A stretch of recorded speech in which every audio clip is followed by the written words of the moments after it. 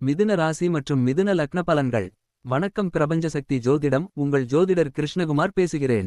மிதுன லக்னம் மற்றும் மிதுன ராசி அன்பர்களே, உங்களுக்கு 7ஆம் இடம் மற்றும் 10ஆம் இடத்து அதிபதியாக குரு பகவான் வருகிறார். அவர் உங்கள் லக்னம் மற்றும் ராசிக்கு 2ஆம் வீட்டில் உச்சம் பெற்று 6ஆம் பாவத்தையும் 8ஆம் பாவத்தையும் 10ஆம் பாவத்தையும் சுபத்துவப்படுத்துகிறார். வாழ்க்கை மற்றும் தொழில் பலன்கள். வாழ்க்கை துணையுடன் சற்று விட்டுக் கொடுத்து செல்லுங்கள். வேலை, தொழில் மாற்றம் மற்றும் வெளியூர் வெளிநாடு செல்லும் வாய்ப்புகள் நிகழலாம். புதிய முயற்சிகளில் உங்களுக்கு நல்ல வெற்றி கிட்டும். உங்கள் வாழ்க்கை துணைக்கு இது மிகவும் முன்னேற்றமான காலமாகும்.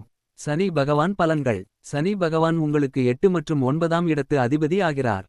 அவர் உங்கள் 12ஆம் இடத்தையும் 4ஆம் இடத்தையும் 7ஆம் இடத்தையும் பார்வையிடுகிறார். இதனால் உடல் நலத்தில் சற்று சிரமங்களும் அதனால் சிறிய விரயங்களும் ஏற்படலாம்.